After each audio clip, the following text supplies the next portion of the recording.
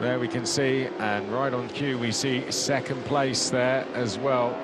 Very close still, Chris, isn't it? Yeah, all finely poised. Given we're 19.5 hours in, we cannot count out these guys at all. Just trying to have a look at the track positions here. I think they are starting to, that leading group, like group with the leader in it, you might say, I think they are slowly catching the BMW, which still sits there in second, nipping down the inside of the number 83, the TCP racing machine, one of the super stock class bikes there. And back onto the power goes the number 37, Sylvain Guintoli.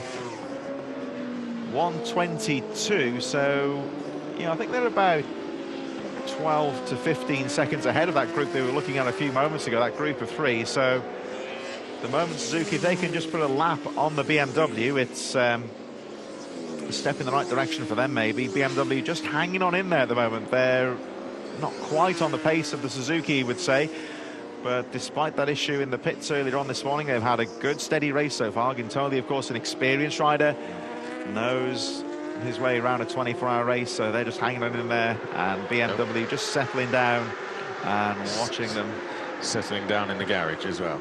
Nothing much they can do now, just let him do his thing. BMW 1:23, there we go, the gap right on cue, as we see our leaders going through any moment now over the line. So almost a lap down the BMW, but just about hanging on in there. There's the number 24 a bit further down, Jonathan Hart, the 8th position. Number 24, BMRT 3D, Maxis Never, the Kawasaki, being closed on by Joshua Hook on the edge of the top 10. And there we see, this is all he can do now, is just watch the riders and hello, Mum. All they can do now is just watch and trust in their rider. Their work is done for the time being, at least. Of course, they'll be back out onto the pit road very soon when Guintoli hands over. But Hugo Claire in the pits for the 4th place, number 4, the Tati Team Beringer Racing. So they'll lose a little bit of time with their scheduled stop. But BMW, I think, Chris, very much hanging on in there. Yes, yeah, just keeping the pressure on. I think that's what they're doing here. If anything, any small slip were to happen with that number 12, they will pounce. They're within that range. It's you know, just keeping within this range is really good stuff, and just keeps the pressure on. Oh, no, a little bit of a wobble. Just a little bit wide into that final corner.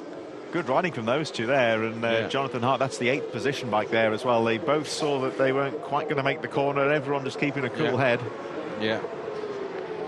19 hours into the race, of course, Chris. That's very easy just to have a mental slip of the concentration. They could have both been off there, but cool riding from those two, I think. Bit of a scare there. BMW in the end doing well. And that would have been, that's woken them up. Yeah, I was going to say, that's kind of broke their slumber a bit, hasn't it, somewhat? Here we go, let's have a look at this again. So they come towards the end of the lap. And the BMW a bit deep into the corner, taking the Kawasaki with them. Both riders could see that one coming, though, and just using the escape road for what it's intended. Here we go. Oh, that was a great angle. Sprint racing stuff, that, isn't it? Very deep into the corner there, wasn't he? And that's last lap, last corner stuff. I think he... yeah. I think that expression says it all, doesn't it? That's what we thought as well. Of course, when that's the bike that's behind you, you don't need to be too worried, of course. Sylvain Guintoli knows how to send it. Yeah, I think so. Just keeping everyone on their toes after 19.5 hours. Well, thank you for everyone who's getting in touch. We are getting your messages coming in. You can get in touch with myself at Chris Bukaki 32, at Chris Sora as well. Steve Groves getting in touch, Chris, to say really enjoying the commentary, topped off with a mention of the twin-engine pro karts at Circuit Alain Prost, the place where us mere mortals get to live the 24-hour dream. Thanks from a pro karter. There you go. So well done to Steve. It's a fabulous venue, and as I said, they do 24-hour racing, as Chris has mentioned, for the bikes as well. So if you're looking for some entry-level stuff, they do it on the but that's on the not on the Alain Prost circuit. That's it's on the international karting circuit as well. So do have a look at that. Literally next door to Alain Prost and on the same weekend. So yeah. One of the recommendations is that you bring earplugs with you if you come to that weekend. Because you won't get much sleep. Karts one side, bikes on the other. Nick Green, good to hear you're back with us. His answer to Robin Northern Ireland is he is with us still. Nick Green had a pit stop from 4 till 7, but he is back with us. Russ Ryan looking for a bit of an explanation on Kawasaki on the 9-minute pit stop. So yes, Russ, thank you for your kind words on the coverage as well. So essentially Kawasaki, we didn't quite see exactly what happened, but they came to a stop coming down through La Chapelle. They stopped in one of the service roads, then had to ride their way back through the service roads to the pits. They had a 9-minute pit stop where we saw them perform quite a few changes on that bike, on the engine. Then they got back into the race. Since then, they've chased and passed National Motos Honda, the Superstock leaders, and now they are chasing down the number 4 Tati Team Behringer team. They're lapping currently 2 seconds a lap faster, and they're about a lap behind, so we could see a change there, whilst myself and Chris are on commentary duties for the next hour and a half. So thank you very much, Russ. That's your update on Kawasaki. Anyone who wants updates on anyone else, do get in touch. And Dan Kyle, great job, sir, watching every minute of the race so far, and is cheering on this CERT team. And they are having, of course, a brilliant race. Well, Dan, I'm sure you've enjoyed watching. I'm sure it's been quite a stressful race for you, seeing them go down, but then also coming back through the field. And I'm sure you're potentially on to see what is going to be one of the most brilliant recoveries I think this race has ever seen. It's been a superb race so far. But thank you to Dan, and I do agree. Let's get a race like this over in the UK. That would be fantastic. Something like definitely over something like Donington Park. Donington Park would be the one that springs to mind. Tell us where you think, British fans, if we were to bring Endurance World Championship to the UK, where should the race be held? And for those of you watching around the world, if Endurance World Championship was to come to your country, which track should it be held at? That's the question I throw to you watching around the world. I want to know where you're watching from and where you'd like to see the Endurance World Championship race at. For those of you, before we come to you, Chris, we're going next to Spa, Suzuka, and then to Paul Ricard for the Boulder. Here's one for you, Chris. As a Shropshire boy originally, I would throw, just over the border in Cheshire, Alton Park into the mix. That'd be interesting on a 24-hour race, wouldn't it? Where's that, sorry? Alton Park. Alton Park. Can you imagine? That's a good shout. Yeah. That'd be tough, wouldn't it? Yeah, Alton Park, that would be tough. 24 hours, you're mean. That's a statistic streak there. Yeah, well, that's a very challenging circuit. For those of you who haven't watched much here in the UK, that's got huge amounts of elevation, huge amounts of camber as well. A lot of corners which you're going in completely unsighted, aren't you? So challenging's the word. Yeah, Donington Park, very fast, isn't it? Very fast, very famous corners as you come down to Old Hairpin as well. But let us know where you'd like to see the Endurance World Championship. This is RAC 41, second in Superstock so far as we approach 20 hours complete here at Le Mans.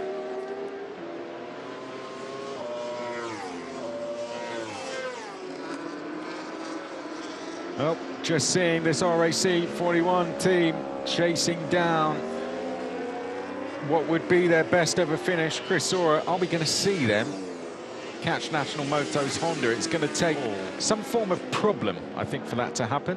Yeah, they got to within a lap of the 5th place National Motos, who have, of course, pitted. So I think the number 41 we're looking at here, they will likely drop a bit of time when they make their way into the pit. So we are kind of between pit stops at the moment. That's some track temperature devices out. Up to about 9 degrees, I think. We were looking at about 6, 7 in the morning. So, yeah, the track is warming up. I'll give a shout out there, actually, Chris. We were talking about Michael Dunlop, Northern Ireland rider. That's a country that really loves its motorcycle racing, and the commitment is second to none. Because I've commentated on the British mini bikes, and mostly, of course, on the UK mainland. They come over, it's more of a clubman series, but they're on the boat every single round, these guys. A lot of money, a lot of time involved as well. They just love their motorcycle racing.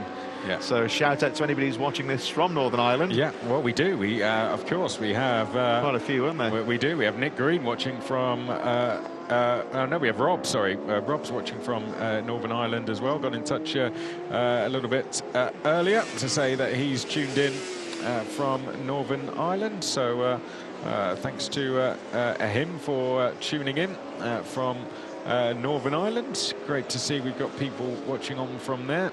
I was thinking it's an eye Bob Wiltshire, wasn't it? Sorry, as well. Bob Wiltshire is watching from Bangor in Northern Ireland. I remember driving around the Northwest 200 track I was commentating on some motocross over there, and I was in the rental car going around the Northwest 200 track at about 50 miles an hour. I'm thinking, well, this feels like I'm chugging along a bit here, and the bikes are going 4 times the speed, so that's a great world that we see. Of course, Michael Dunlop originating from the road races, and he is back out on track in 22nd. They're running well just on the fringe of the top 20.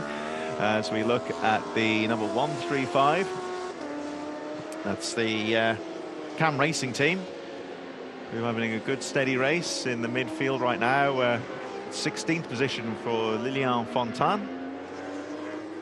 And back to the Chrome-Burner team, who still there's the... That's a 19-hour look, isn't it? Yeah, signs of effort. Signs of effort. And that just shows you how much is being put in. And I'll tell you what, you're going to be rewarded with a podium celebration. Hopefully, yeah. Fingers crossed. It's going oh so well for them, and what would be best ever result or a match of it. And that's the kind of effort you have to put in. All the teams have to put in just to get to the end. That pit crew member who's absolutely fast asleep in the pit box, all these motorcycles roaring about, I can assure you that is possible after 19 hours. Yes, absolutely.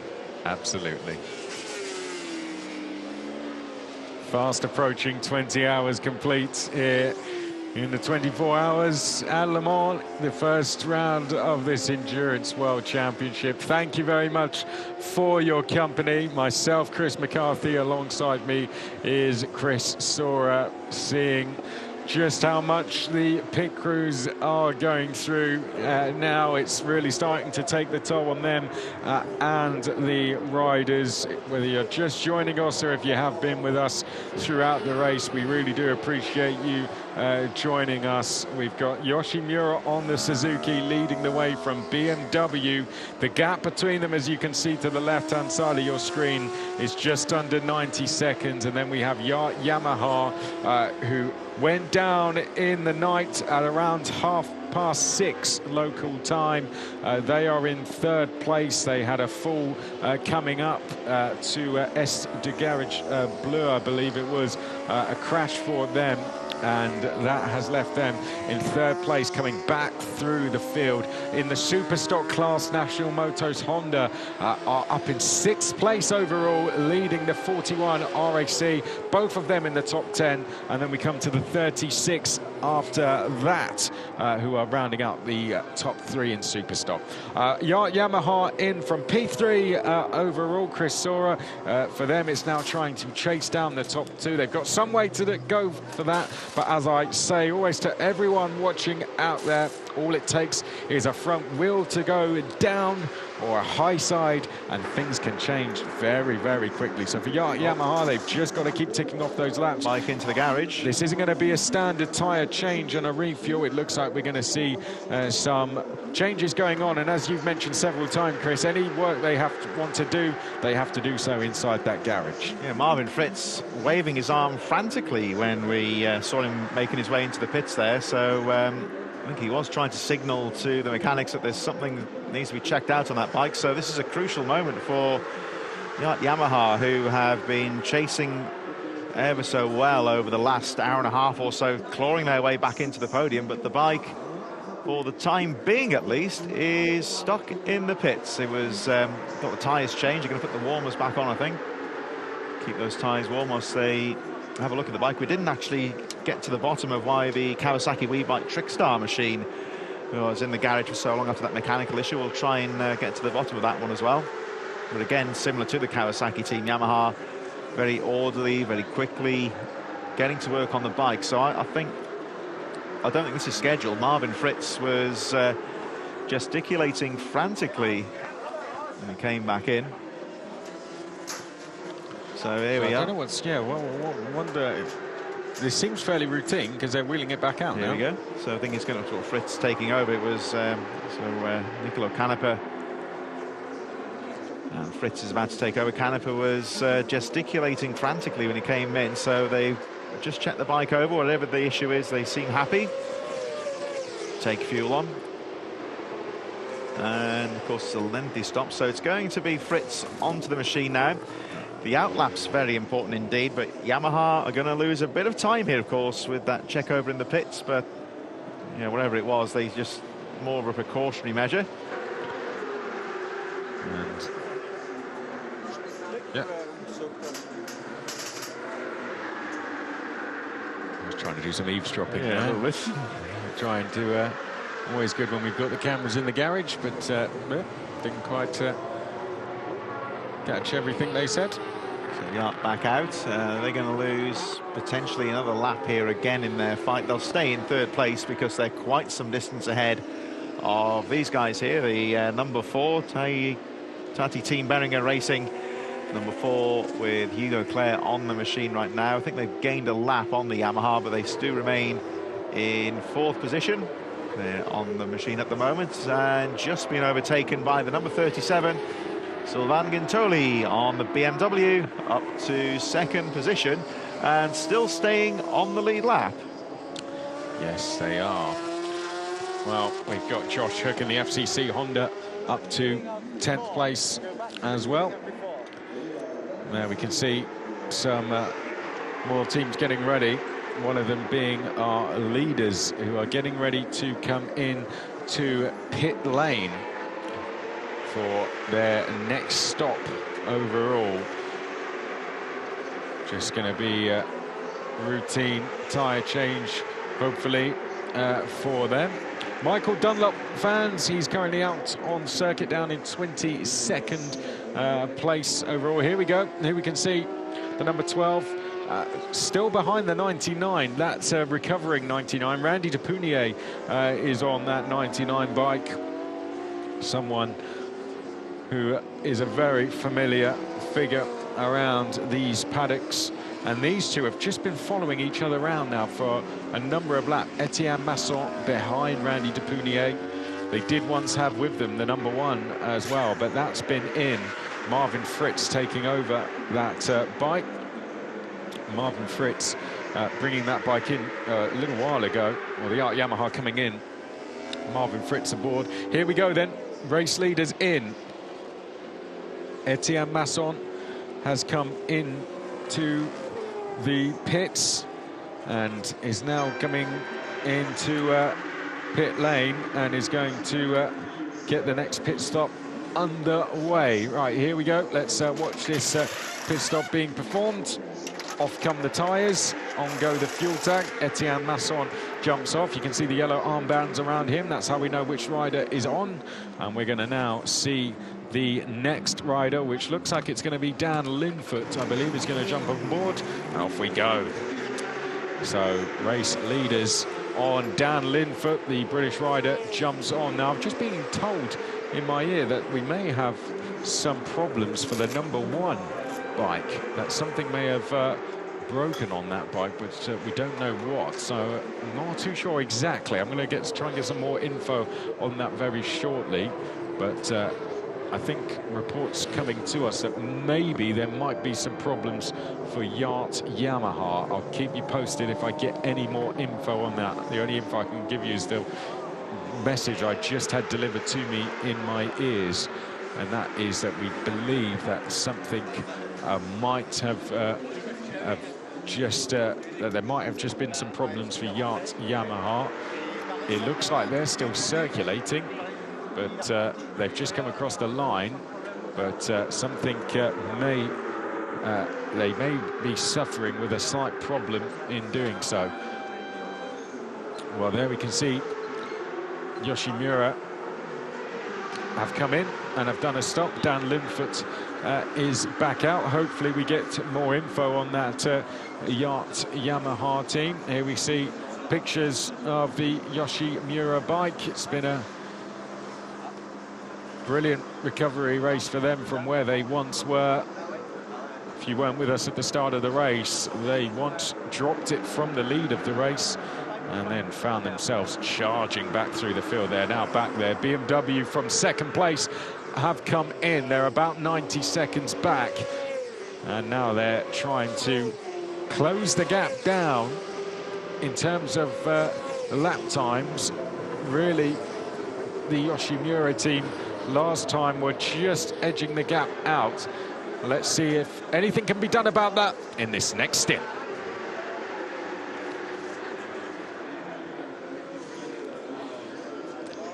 Sylvain Guintoli has jumped off that BMW. Let's see if we can have anything done about this gap. Now Markus Reiterberger has jumped on the BMW. It's going to be Markus Reiterberger versus Dan Lingford for the next stint. 90 seconds between them, Chris Sora. Will we see anything done about this gap now? With every stint becomes even more significant. Yeah, it becomes more important, but of course with it, the fatigue grows as well. However, the track temperature rises. Starting to rise a bit in the pace picking up. And that allows just a little bit more room for these riders to push.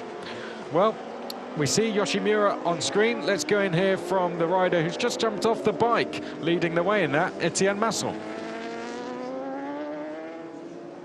Etienne leading the race. We noticed that in that stint you stayed tucked in behind the yacht. Was that a strategic process thought? Yeah, for sure. I saw Nicolas on 36 regular, so I decided to stay behind him. So yeah, like this it was less hard to just to need focus on him, and yeah, the lap time is really good, so I don't want to push too much to make a mistake, so like this is perfect. And everyone was talking about earlier, especially you said it was the morning stint was the hardest of your career because of the track conditions. Have they changed? Yeah, this one is better, yeah, for sure. This morning it was very, very hard due to the cold condition, and yeah, my finger is a big pain. This one is a perfect condition, a little bit cold, but I prefer this one. And there's no sign of rain? Sorry? Any sign of rain? No, for the moment, no, but we will see what happens after. Yeah. Okay, good, thank you. So the number 12 there of Etienne Masson on the track, coming back towards the riders a bit now after those harsh cold conditions. It is still cold out there, but a little bit better for the riders, and the track just coming back towards them. The grip will be increasing as well. The lap time is very quick. Here we see Masson, a bit of an update of his last few hours. He's had a couple of riding stints in the early morning. Very cool conditions, just above freezing, the track temperature around 5 or 6 degrees in the early hours of the morning, but the grip not really going away for these riders. That's one of the Bridgestone shot competitors, of course, the number 12 on the Yoshimura Motos. 2 Bridgestone runners in the top 3 at the moment, of course, with the number 37 for Dunlop in there as well. BMW in second place, so the tyre wall is still wide open. And you can see just how hard those tyres are having to work in the cool temperatures. As we cut back to the second place then, number 37, which now is, of course, the German Markus Reiterberger in second place. Interesting to look at the outlaps a few moments ago, and Suzuki were just that little bit quicker. The outlaps always very important in these rider changes. They make so many rider changes, so a few seconds pulled here and there. And the Suzuki team 3 seconds quicker than BMW on the outlap, so that's another 3 seconds in the bag for Suzuki. We're going to pop down to see Sylvain Guintoli in a moment, as the BMW still remaining in second place, and back down to the pits. Daddy, this morning you missed an opportunity to fight to take the lead, but the fight for the victory is still on. How was this stint? It was good. It was really good. I felt great during the stint. We're trying to like keep the pressure, you know what it's like, but they are quite strong, as we both know. So it's a great race. You know, after 24 hours, still it feels like an arm wrestling. So we're trying to, you know, one lap you pull back some time, one lap you get a little bit in trouble with the back markers, and you got to take some risks. So this is the best race really, because you know when you have to manage, it's quite boring and feels very long. But this feels great. It could go on forever. So hopefully now we can claw back a little bit of time, and it would be great to have a great fight, you know, for the last few hours. The forecast looked like a little bit worse than this morning. Maybe there was some rain coming. Is that expected? I don't know. When I was riding, actually, I was, you know what it's like in this straight. You see the clouds coming, and I was thinking, oh, there might be some rain coming in my stint. But it kind of like went away. The dark clouds went away. But you know, it's Le Mans, so everything can happen here. Good luck for the rest of the race. Great to hear from Sylvain Guintoli. He was just talking there when he mentioned you had to take some risks. We saw him going side by side into the final corner and running wide with a back marker going through the final corner, which was really great to see. As he mentioned, though, that's a race you have to take some risks. They're split by about 90 seconds with Yoshimura. Are they going to give us this fight for the lead? Are they going to give us some history and put BMW on the top step of the podium? Who knows? And are we going to get maybe some signs of some mixed weather conditions? But either way, as Sylvain said, these are the best races when we have a chase going on and a possible fight for the lead as well. Marcus Reiterberger trying to do something about that.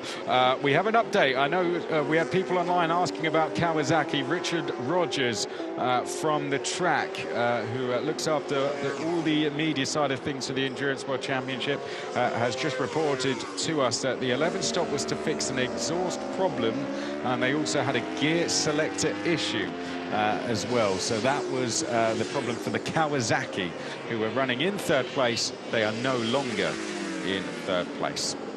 This is another bike that had a problem as well, KM99. It wasn't mechanical, it was purely an incident that they had throughout the race, unfortunately, where they went down. But thank you to Richard for reporting that to us. So exhaust problem, gear selector issues, sadly, for Kawasaki, and that's why we saw them come to a stop. Rider off the bike, pushing it around for a bit, then through the service roads into the pit lane. 9-minute pit stop to fix those issues. So great job from the Kawasaki team.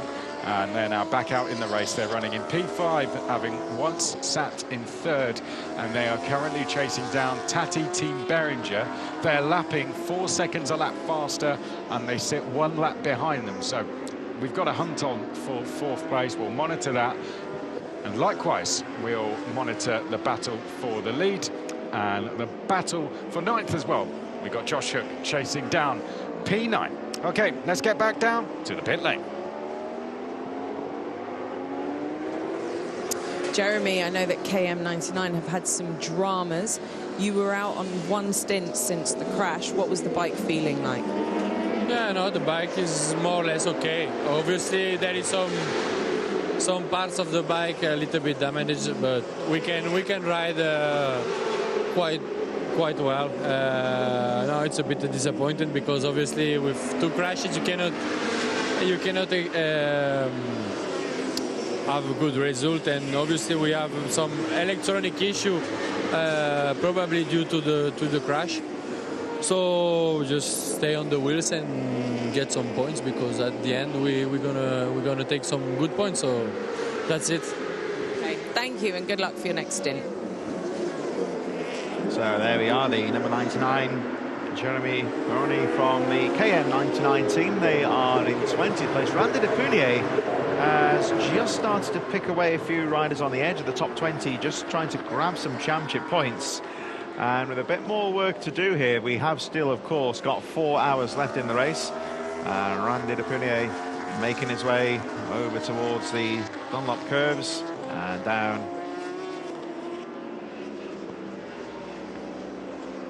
So we watch the number 99, Randy Depunier, former MotoGP rider for many years. We'll have a look at how things have been going for the race as a total as we approach 20 hours of 24. And all the way back yesterday afternoon in the not necessarily warm sunshine, the Le Mans style start, traditional start, where the riders run across the course to the machine-packed grandstands as the race got off to a fast and frantic start. But trouble, of course, for the number 5 FCC TSR Honda, and our first major retirement from the race. Full Tires Racing, all they could do was console each other. The race leaders right now, of course, have been playing catch-up for this reason. Yoshimura Cert Motul with a lengthy pit stop after a high-sider technical issue, splitting the number 12 off the machine, Greg Black. And then it all unravelled for the team we were looking at a few moments ago, KM99 off, and with mechanical trouble as well throughout the night, really dropped them out of contention. They've been playing catch-up ever since. Louis April Moto having trouble, and they had to park the bike a little earlier on. Lengthy early retirements and 2-on-2 work motors events. Big crash bringing out the safety car, but nothing serious. Just about midnight, I think that later in the evening that came to place. One or two riders having some really big incidents in the night as well, of course, with the cold track temperatures. The number 9 Tecmas MRP BMW Racing, with Hannes Suma crashing the bike and unfortunately breaking his collarbone. He was out of contention. Then this big crash in the night for another retirement was the No Limits Honda team. Rider okay, but the bike was certainly not, and they had to withdraw as a result of that big spill. Number 12, though, Yoshimura Cert Motul, have had such a difficult evening, and their fortune turned in their favour when the runaway leaders, Yamaha, crashed out of contention early in the morning. Luckily, were able to get the bike straight back to the pits, very close to the pit entrance. But that really turned the race on its head. Coupled with this, of course, BMW having the opportunity to take the lead with a lengthy pit stop, meant they were unable to capitalise on the Yamaha misfortunes, and that meant that the hard work during the night for Yoshimura Cert Motul put them into the lead. So Yamaha back out on track. For many people, these were the pre-event favourites. Another team that was in with a chance there, Kawasaki WeBike Trickstar, with an exhaust problem, we believe, and gear selector issue. They had to bring the bike into the pits. Yamaha also pitting just a few moments ago. They've been chasing hard, but this rather unexpected stop delaying them in the pits as well. They've just got back out on track. So after 20 hours, it means, of course, that Suzuki lead, and of course very impressive from team number 55, National Motos Honda, who had a good steady race, very experienced team. They currently sit in 6th position, just snapping on the heels of the leading EWC competitors. They're only about 3 or 4 laps down on the podium so far.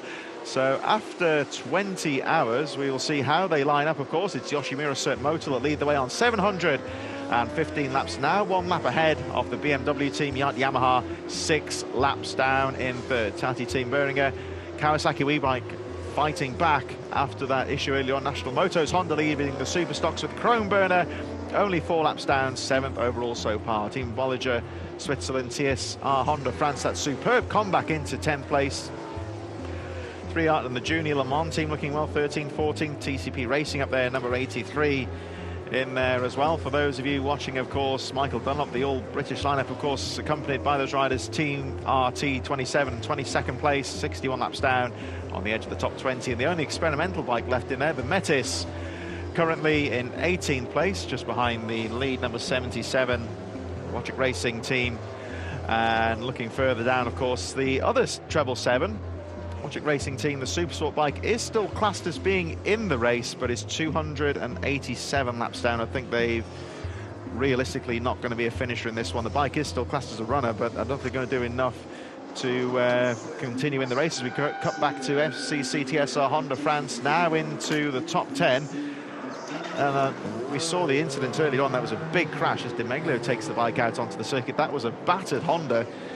We've got quite a lengthy list of retirements, of course, Chris, and I thought at one stage these were going to be joining them, but they've done fantastically to bring it into the top 10. Yeah, really superb job, and I think they'll climb even further as well. 20 hours in, less than 4 to go now, and thank you to everyone tuning in from around the world, wherever you are tuning in from. Myself, Chris McCarthy, Chris Sora here with you for the next hour as well. You can get in touch with us on Twitter at Chris McCarthy32, at Chris Sora as well. We put the question out there just a little while ago: if the Endurance World Championship were to come to your country, which track would you like it to be on? We've had some responses, Chris. Would you like to hear some of them? Oh, I'm intrigued to listen. So, Mega Man has said he would love it to be, Mega Man has responded, they would love it to be at Knock Hill. Oh, Now, shout. we'd have to maybe reduce the grid size because we would be quite congested. But Knock Hill is a brilliant circuit. Circuit, yeah. The elevation around there, absolutely superb. Karen, Julie Harper saying, my track choice in the UK would be Snetterton. That's an interesting choice. But come to Cyprus and experience our only circuit on the island. I'm going to have a stab at pronouncing this, Acna Speedway, I believe it is. Yeah, really enjoying the coverage as well. Bryn Fitton getting in touch again.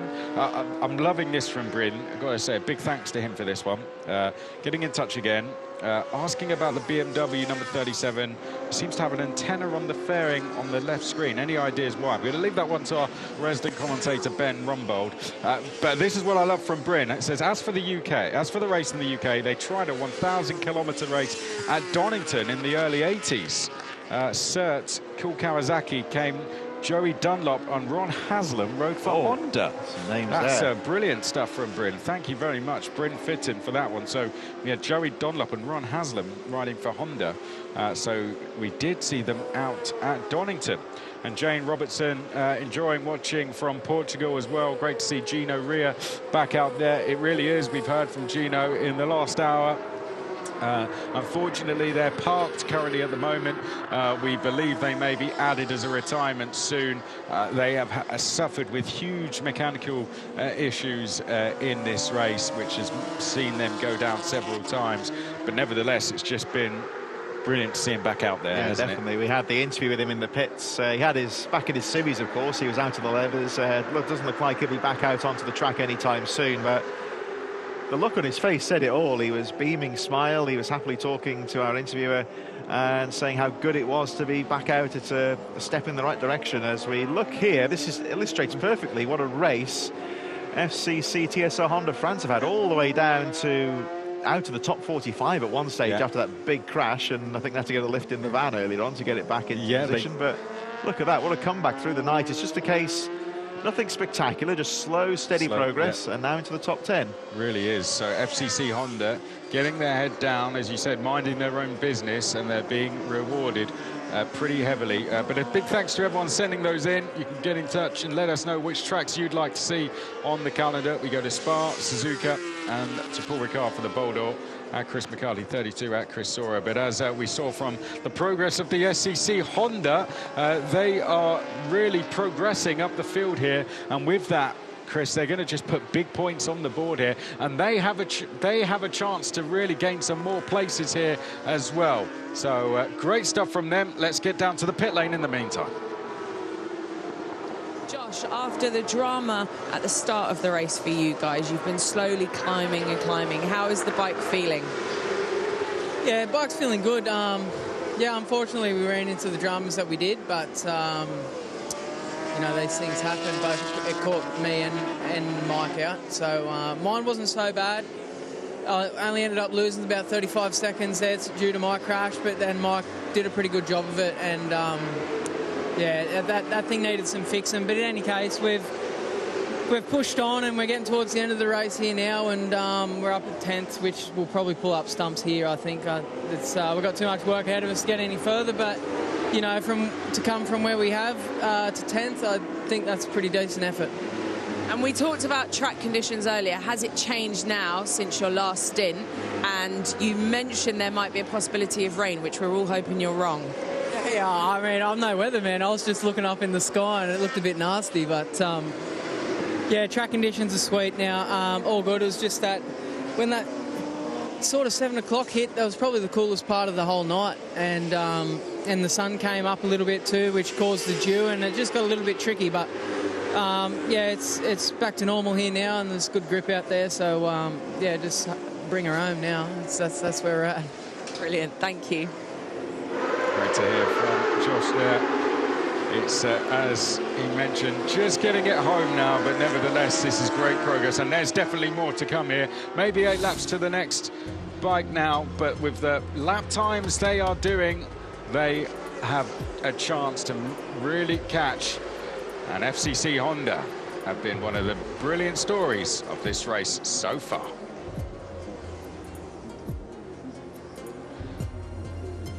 Beautiful pictures of them coming through the final corner. It's been one of the great progress stories, and that's going to be big points for them on the board, and it's all part of their story to kick this season off, and it seems the bike's feeling good so far. One thing I love here, Chris, with these super slow-mo shots is it just shows how much the components on the bike are actually working. When you see the bikes in real time, it just looks like they're gliding around the track, floating around on a cushion of air, but when you see just how much the suspension and the drivetrain is working out there as well, shows how demanding the 24 hours is. There we see our update on the track temperatures, up to 10 degrees now, so the track is coming back towards the right. I think we're talking to Gintoli earlier, was saying how he's enjoying that stint a lot more as Suchet in the pits for the leaders of the super stock, number 55, Guillaume Raymond on the track at the moment, who I think has just crossed the line. There we go. So our leader of the super stocks there at the moment, 5 laps ahead of the 7th place, number 41, the Kronberner RAC team. So another great race here for National Motos Honda, just ahead of the number 24, the BMRT 3D Maxis Never, who are behind them in the rankings as well. Currently 8th position. That's one of our EWC competitors behind the super stocker. There you see on your lap charts on the left-hand side, 2 of the super stock teams in the top 10 and positioned very handily as well. So it just goes to show how well they've been running. 5 laps separating these 2 riders in terms of the super stock. So at the moment, National Motos Honda ahead quite comfortably. And there we see the number 55, Guillaume Raymond, who should be, we expect now, coming into the pits, going through the Garage Vert section down the back straight. One of the few straights on this very twisty, flowing Bugatti circuit. He's got the number 2, the BMW T2C racing machine just ahead. They are sitting further down in 28th position with Adrien Lepine on that machine. 20 hours and 30 now underway. And into the right-hander goes the number 55 of Guillaume Raymond. Yeah, I'm just keeping an eye, Chris, on the progress here of that Kawasaki, because it's regularly 3 seconds a lap faster, and I'm just waiting for when that drops from 1 lap to a time gap, if that makes sense. Pretty quick, because very shortly that's going to happen. National Motos Honda Superstock leaders in pit lane as we are well into the final 4 hours. Superstock leaders into the pits. Here come National Motos Honda now to perform their next pit stop. We're into the final 4 hours of this 24-hour race here. Le Mans to kick off our Endurance World Championship. Smooth sailing for the Superstock leaders so far, but RAC 41, a constant reminder they are just behind if anything were to go wrong. If a major pit stop were needed to be performed, RAC 41 are right there behind them. But so far, National Motos Honda are doing everything required and are sitting in P6 overall, which, as has been mentioned to us from some of you viewers watching online earlier, on Twitter, getting in touch, it would be a superb job for them. And in the points, Chris, it's looking very good for them as well. And we've already had points being scored because they happen after qualifying, after 8 hours, and after 16 as well. So we have championship leaders already. And I'm sure you can give us an update on that now. We'll have a look at that in these very early stages of the championship as we look back into the pits. We'll cut back to those championship standings. Just going to keep an eye on Valentin Suchet on that out lap to see. It was a very quick stop, so we'll have a look how quickly he gets around the first lap. In terms of the championship, of course, Yamaha have dropped back in terms of the race, but by virtue of their strong qualifying and strong showing in the early to mid stages of the races, they are the early leaders of the FIM Endurance World Championship, sitting on 24 points, and they're just 3 points ahead of the race leaders, the number 12 Yoshimura Cert Moto BMW third, a few more points behind on 18. Kawasaki WeBike Trickstar are fourth on 15 points. Tati Team Behringer Racing, who currently sit fourth in the race, they are fifth in the championship, 12 points. Team Bolger Switzerland in sixth. BMRT 3D Maxis Nevers, black number 24, seventh. Motorbox Kramer Racing 65. TSR Honda France still there, fifth, 5 points with KM99. So two of the teams on the fight back, gaining some early points. And of course, the one or two of the retirements, of course, Honda Viltide Racing, who are out but got some points in the qualifying, 11th from Wojcik Racing, and Mako Racing Team, number 14, another machine that's out of the race but gaining the one championship point. So these minor points, you would say minor at this stage, but these little 3 points, 2 or 3 points here and there, they can make such a big difference. As we wait, of course, the campsite looking fairly full. The grandstand starting to fill up. As we move to Guillaume Raymond, 2:51 outlet for the super stock, so a good start. We're going to go down to Guillaume Raymond and see what he thinks about that last stint. Guillaume, you are clearly the leader of super stock class, but looks like from what you were talking to the team that you have some issue with the gearbox. Not so many issues, but we try to save the gearbox. We have a small gap with the second, so we try to save the mechanic to finish the race. Perfect. The conditions are very tricky at the moment because it's very cold outside. So I think you are not pushing at the maximum at the moment, no? Yes, but we don't need to push very hard because we have 4 laps between us and the second. So we just want to finish the race, keep calm, and it will be okay. Perfect. Good luck. Good to hear from Guillaume there. It's a sensible response, I think. Just bring it home now in one piece. That's all they really need to do, and that's all these guys need to do as well. Those are your leaders, National Motos Honda, Yoshi Miura, as we head into these final 4 hours. Thank you for joining us on the coverage. Myself, Chris McCarthy, Chris Sora alongside me as well. It's really great to have your company as we get into the business end of things of this 24-hour race here at Le Mans. And great to see so many of you with us on the live coverage as well, and getting in touch with us on Twitter. You can do so at Chris McCarthy32, at Chris Sora as well. We put the question out there a little while ago, Chris, about which tracks people would love to see on the Endurance World Championship calendar. We're having some great responses, I'd have to say. Paul Kerson, thanks for getting in touch. We'd love to see, let's see the 24 hours at Oliver's Mount, Scarborough. Oh, that's a shout. He would love to that see. Would be, We'd love to see that. So that's that would be good. I'd love to see that as well. And Tom Gasteger would love to see a 24-hour race back in Oschersleben. There we go, in Germany. So there's another good shout as well. So plenty of people getting in touch. Thank you to all of you who are enjoying this. Claire Marshall asking about some of the attire being worn from some of the attire being worn from the pit crews in terms of helmets and goggles and things, just to keep the crews safe. Of course, they all have their own ways of doing things, so they're just making sure that they're keeping themselves safe, warm throughout. They all have their own ways of doing it. Privateers getting in touch today. It's great to see the Metis still out there as well. I think they are doing a really good job, and he'd love to see Brands Hatch on the calendar for an 8-hour.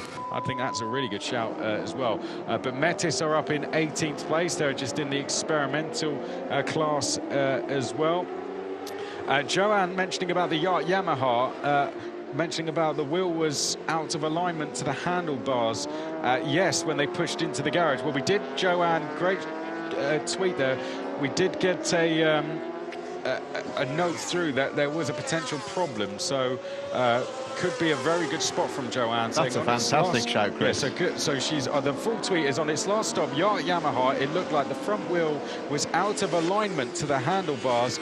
They then pushed it into the garage. So thank you, Joanne. That's a really good tweet coming in. If you spot anything like that we may have not picked up, thank you. So I then did, shortly after their stop, I then got something through. So thank you to Joanne there. Yeah, great coverage, great eyes there. So let's a brilliant shout. We get that in motocross a bit sometimes when the bike's been down, for example. You see them either kicking the front wheel or smashing it against a track post. Then the same reason, it's out of alignment. And we've got Fast Rider Cycles as well saying enjoying the racing from Scotland as well. So thank you to Neil from the Free Tech Endurance team as well. So thank you to Neil. Thank you to all of you getting in touch. So we've had Brands Hatch, Oschersleben added to the list as well. Some great tracks being added to it. Knock Hill. Thank you to adding as many tracks. Let us know where you'd like to see the Endurance World Championship. Here's an important moment here, Chris, as we sit with our race leader, number 12, Dan Linford, of course, piloting the Yoshimura Motos Suzuki. And the rider in front of him is Markus Reiterberger, the second-place rider on the BMW. And after ever so slightly closing up, he put some very quick laps in earlier on. Linford was flying on the very quick outlap, 2:46 on the outlap, and he is slowly but surely closing up on that second-place rider and is looking to put him a lap down as they make their way through Chemin-Aubus in towards the central part of the Le Mans circuit. Oh, is that... Who was that? Was that someone travelling slowly there? Someone's really eased off the pace. We'll try and pick that up when they come back round towards us. I think that's the BMW still ahead of the Suzuki, so... back on the pace. I wonder if that was just one of the back markers, just realised who was coming through, just conceding the track position. As you can see, the grandstands, which look very sparse in the middle of the night, just slowly starting to fill up as the spectators return from their accommodation, many of whom will have been sampling the local ales and the action off the track as well, of course. But here we see BMW Motorrad potentially falling a lap down here. Closing up all the time is the race leader of Dan Linford as they make their way down through the Dunlop chicane. Number 37 leading number 12. But that means, of course, that Linford is about to lap the number 37 BMW. He's still charging. Linford knows who's in front of him. And this could be a pivotal point in terms of psychology. You'd say it'd be nice to put that lap between them and the chasing pack. And as you can see, the Suzuki team looking very happy. The BMW crew, on the other hand, they've been very cool, calm and collected. They know, I think they haven't quite got the outright pace of that Suzuki. It's a very quick machine. But BMW being very steady, very consistent. They've had that one bad stop, a couple of little incidents here and there, but they're very much hanging on in there. Don't forget, of course, 20 hours, 23. What's that going to be, Chris? About 3 Grand Prix until the end here. Yeah, it's something like that, isn't it? To think how long we've been and that's still what is left is quite astonishing. Quite astonishing. Track, of course, coming back towards the riders as well now. The temperature starting to rise again after that very cold night. It was just above freezing in the early hours, but getting into the low teens. And I think here, Chris, as the final few hours of this race dawn upon us now, we're looking at that the next 2 or 3 hours. I think we've pretty much got perfect conditions for racing, and at the moment, again, we don't want to say this too much, but those very nasty looking clouds seem to be keeping away from us. 1 or 2 of the riders picked that up as well, didn't they? They were a bit worried, weren't they? Well, I wondered if it was just us getting a little bit excited. You know, I wonder if it was just the pictures deceiving us, but it certainly was certainly grabbing the attention of the riders out there as well, particularly the ones chasing the leaders. Yeah, definitely, those in particular. There is definitely some clouds around. I've got to say, here are this the 2 leaders together, isn't it? Yeah, that's right. So we've got the number 12 race leader. Now, they're about to put a lap on the lead, on second. This could be quite a big moment in the race. The gap was 1:37, but this could be Yoshimura in the 12, our race leaders, about to lap second place. And if they were to do that, that would be a significant moment. Dan Linford, since he's taken his stint over, has been really pushing hard. He had a very quick outlap, and that's really put the Suzuki in the driving seat right now. That little pit stop for the number 1, the Yamaha team, just pulling them back to 6 laps down right now. So At the moment, the race is going Suzuki's way. Still a long way to go here, but Dan Linford certainly not dropping the pace right now. He's running very strongly in the 137s, BMW in 138. So here we continue to watch Dan Linford slowly closing up. Over the line they go once again. We'll have a look at that gap in terms of the lap time. So Reitberger just fighting back a bit now, actually, maintaining the gap from Linford as he sandwiches himself with the back marker from Linford. So Reitberger still pushing to stay on the lead lap here. There we see the number 37. So here we go, the fight to stay on the lead lap here, Chris, with Reitberger just starting to pick the pace up slightly. Yeah. All they have to do is just keep that BMW in front of them there, just keep them within range and stay out of trouble, and the race should come to them. It's going to, I imagine though, with what's happened in this race, it's just going to feel so much more difficult to get to the, almost get to the end now with the troubles that they've had so far in this race. We've had dramas that they've had. Some typical 24-hour moments here, of course. The many times we've seen. Here we go. Look, 12. This shows it, doesn't it? We mentioned how they dropped down to the lower order, almost out of the top 20, and that shows it. They there we are, Chris. Leading the race, bang, went just down. shy of 16 hours edge. That jump to first place. Yeah. Where the race turned on its head. And that was a classic 24-hour moment there, Chris. Yeah. You think everything's starting to settle down, looking quite orderly. A mad 10 minutes and it's all on its head again. Yeah, exactly. And that's why we say that could easily happen again. And easily of course, happen again. One lap ahead, that equates, as we see on our lap charts, actually, the number 12, Dan Linford, leading by around 1 minute 36. So when you consider 7 laps down, it sounds a lot, doesn't it? But in reality, that's what's going to be about just a shade under 10 minutes or so. So in the whole scheme of things, that could be a mechanical pit stop if there's a problem with the bikes maybe, and Yamaha could still be right in this one. So 6 laps it is separating first and third right now. That's less than 10 minutes, of course, Chris, so still finely poised. Yeah. Update on Kawasaki. They're about 70 seconds back from Tati Team Beringer and consistently lapping 3 seconds a lap faster. So we are seeing that gap coming down at a fair rate of knots now. And let's see if that position is to change soon. FCC Honda have taken a lap out. Of the number 8. So they are bringing that gap down. 1 lap out of it, 7 laps still remaining. Now, we're just getting some news in from the One Yacht Yamaha from Richard trackside. We're going to have a read up on that and bring that to you shortly. In the meantime, we're going to get down to the pit lane. Damien, I asked Etienne earlier about the strategy behind staying, I guess, safe and behind the yachts. Can you explain a little bit more? Before the stint, I was speaking with Dan, and I prefer he stay with the same lap time. If I compare the BMW for security, is better. Yes, thank you. Perfect. And did he say anything about track conditions?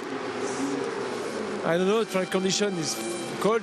Now the weather is better, temperature up. I hope he have not rain, but I prefer the meteo stay with the situation is better. Perfect, thank you.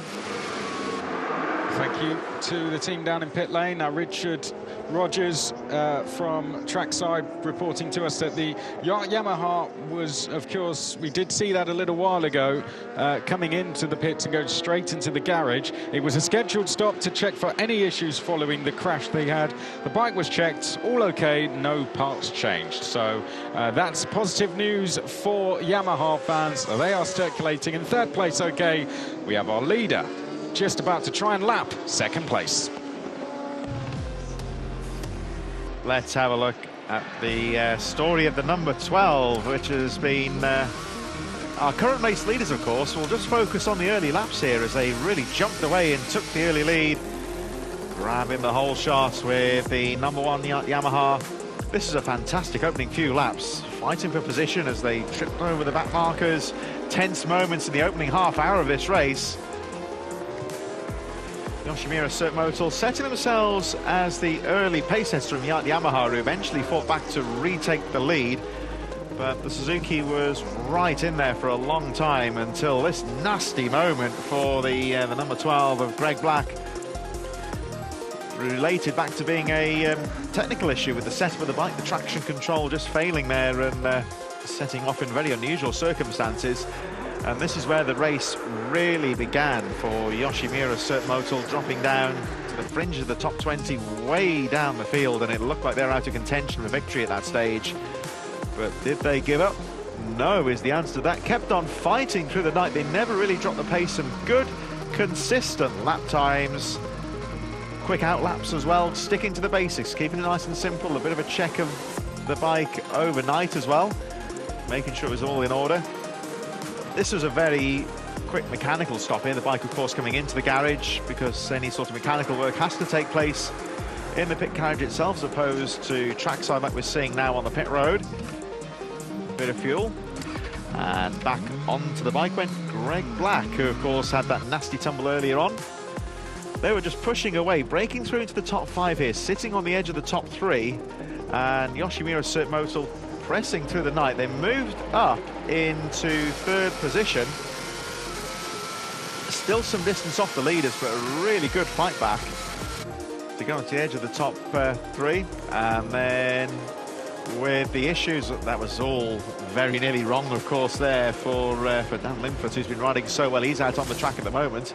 But thanks, of course, to the misfortunes of the others, Suzuki in the position to fight back into 1st place. And what a great ride here for the number 5 FCC TSR Honda, now into the top 10. It's been superb from FCC TSR Honda.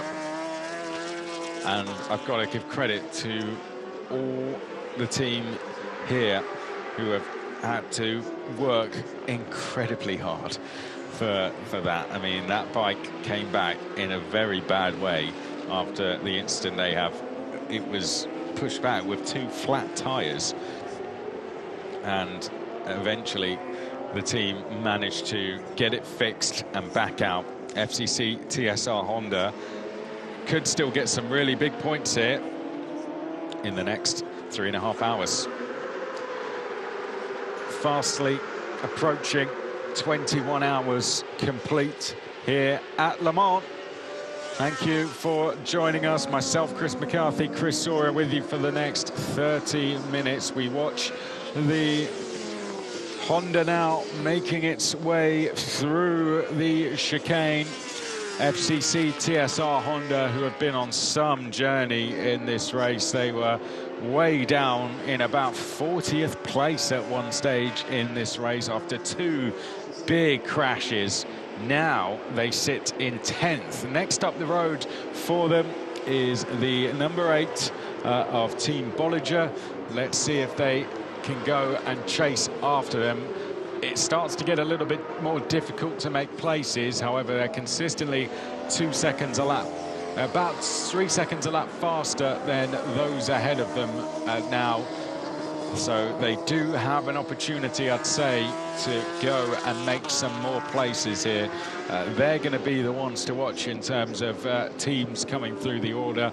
Likewise, KM99, who could be making more places within the next 30 minutes, I'd say. They are rapidly approaching the back of the number 35, Chris, which is the TMC 35. The 20th Jeremy Guarnoni on the bike, who we heard from down in pit lane not long ago, and he's 5 seconds a lap faster than that TMC 35 bike, and he's 57 seconds back from it. So we could see really a change incoming. As for Kawasaki fans, they're 45 seconds back from Tati Team Behringer, and they're 3 seconds a lap faster. So again, we've got a change that could happen there when we hand over to our co-commentators Dave Goddard and Ben Rumbold, who are going to be jumping onto the mic shortly. I'd say that's going to be incoming definitely in the next hour. It's on its way. Randy Krumenacker, who's on the bike for them now, will just be doing his best to manage that gap, but Kawasaki will be desperate to try and get back into fourth place. They were once in the podium positions, which is now a Yamaha. And then we cannot count out the two leaders. Here is the Kawasaki right on cue, the number 11, who had problems were being delivered to us by the guys at trackside. The Kawasaki bike did have an issue which it needed to fix, an exhaust problem and a gear selector issue. A 9-minute pit stop for them overall, unfortunately. But then, of course, Chris, Zora, we have the battle for the lead. Yeah, and that's finally poised here. 1 lap pretty much separating Dan Linford and Marcus Reitzenberger. They are very closely positioned together on the track right now. So Linford looking just to establish that gap at the front. They're both lapping in the 1:38 region thus far. Marvin Fritz, Yamaha, that brief check over the machine, still there in third place, 6 laps down, but as we know, still a very long way to go. We saw a few moments ago some of the updates on some of the retirements, just to go through some of the notables in there that we saw over the night period. We saw number 25, of course, the very impressive looking team Etoile on the BMW, the all Japanese rider lineup. And they were really looking good for a potential podium position in the Superstock class, but crashing out of contention in the early hours of the morning. ADSS 97, the all British lineup, with, of course, Chris Walker, one of the notables amongst. They abandoned after 492 laps, 34th, but out of the race. We saw the spectacular crash in the night for the number 44 Honda No Limits. The bike absolutely totaled, rider okay, but they weren't able to complete after 346 laps. That brought out the only safety car thus far.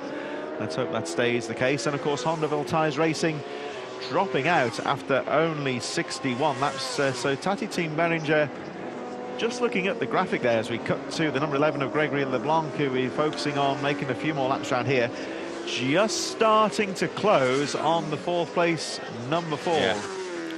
You've just said it, Chris. Now we've only had the only safety car so far. Yeah. We shall wait and see.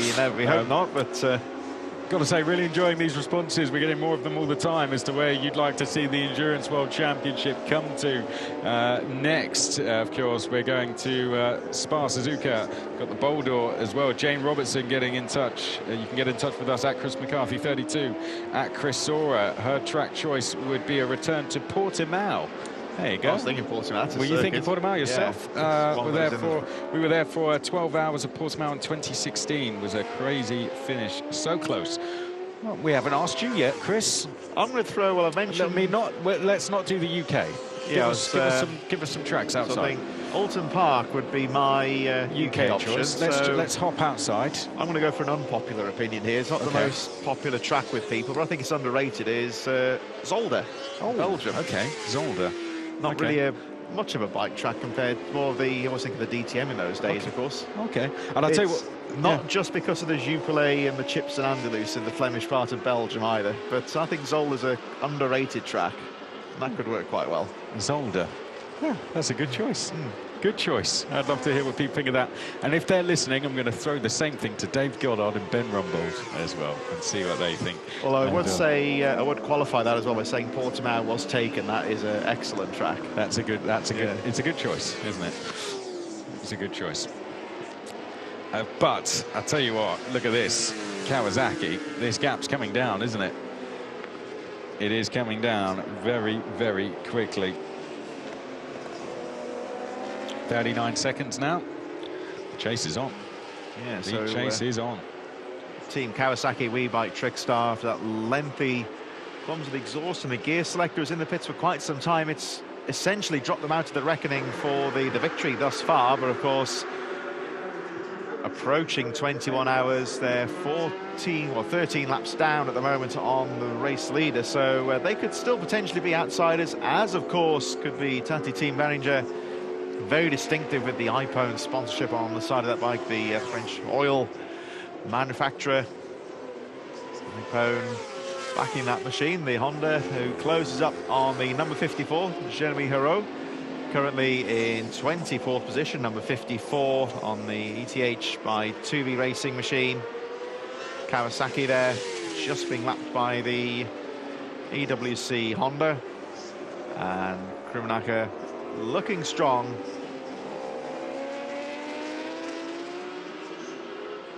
As we look towards the final two corners, the Porsche Visitor Centre in the background there. Our focal point, they make their way back out onto the start-finish straight. And here we go, Krummenacher with a clear track in front of him, but work to do here as LeBlanc just started to chip away at that gap for fourth position. Monitoring progress down at Kawasaki.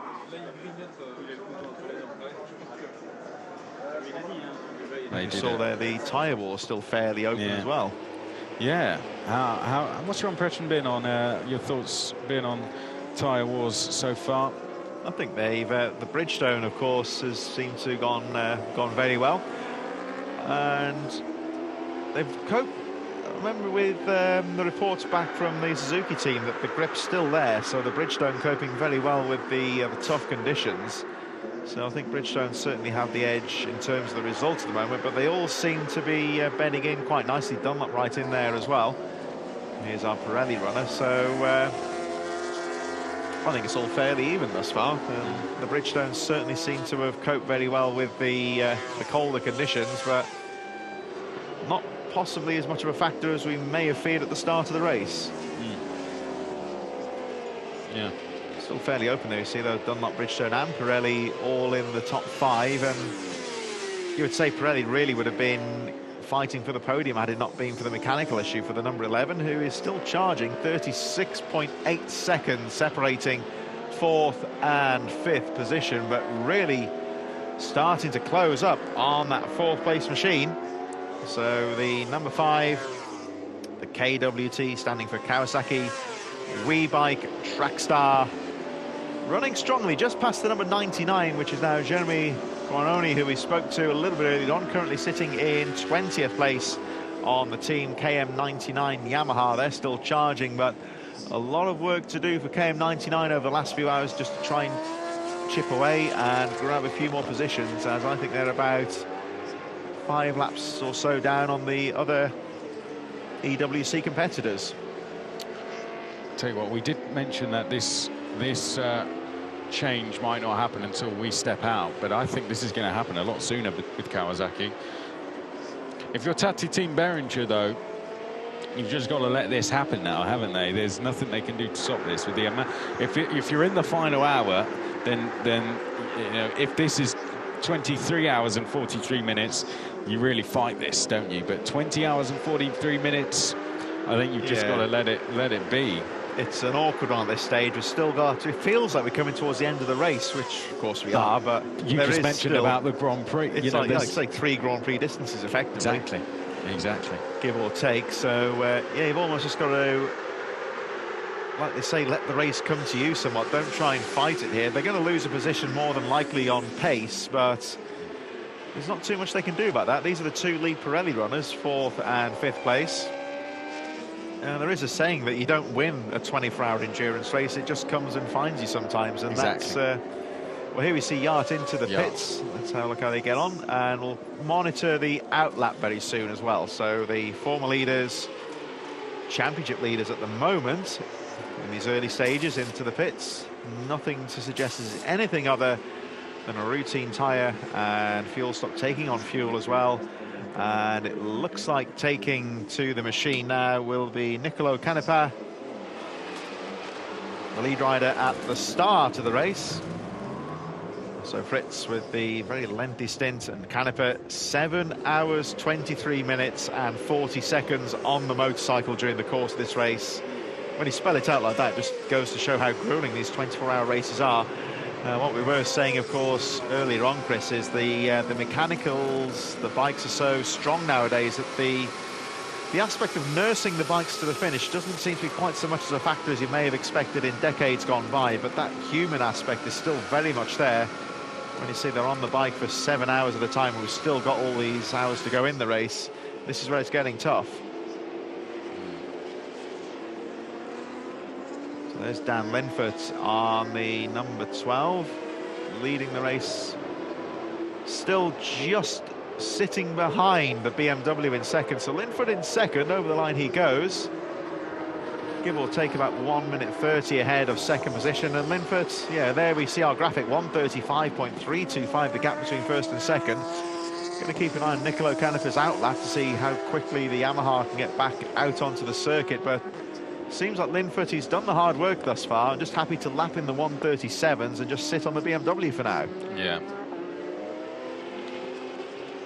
I think they're just... There almost needs to be some sort of event here, doesn't there, now? Just on the precipice, isn't it, it feels like? Yeah, just a moment. Some sort of moment, a bit of a delayed stop. Let's see what happens here with Suzuki coming in next lap. BMW just needs something to swing their way here. Maybe time's getting away from us here, but I don't recall Linford being out on the track for all that long compared to some of the earlier stints. He's leading by 1:34, so they're bringing Linford back in. Nothing. I mean, it's not a long time, is it? Like 1 minute 34, it's not a big gap, but I think they could just do with a little bit. BMW, if they're going to go and win this race, just a turn of events. A little bit here. Something. Doesn't need to be something major like we've seen with Yamaha, just something going down. So here comes Linford into the pits. Dan Linford, race leader, into the pits, slowing down. And the number 12 of Linford, it's going to be the rider change here, and looks like Greg Black is going to take over. So BMW closing up on the race leader. Suzuki opting to bring the bike back into the position. Dan Linford comparing notes with Black, and he'll be sent on his way any moment now. The outlet for the Yamaha 2:55, so he lost a little bit of time earlier on. Oh no, 57 minutes. I think it was just time flying when you're enjoying yourself there. Dan Linford's about par for the course, I would say. They're a 57-minute rider stint. It just seemed very quick there that Linford was out on the track, but yeah, it was 57 minutes, so yeah, we'd say that's about par for the course, really. Oh yeah. So Linford there. Too close to get a stone in the radiator or something, so I come back. Straight from the horse's mouth there, I think. So he's opting just to sit there, wasn't he? Not risking getting a stone in the radiator or any sort of issues.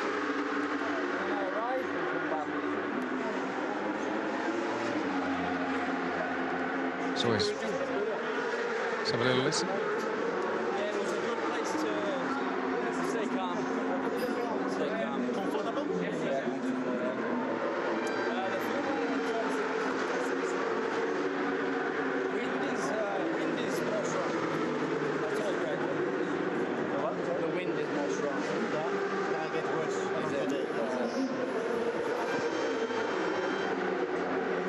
Interesting. Yeah, so always interesting to listen into those, isn't it?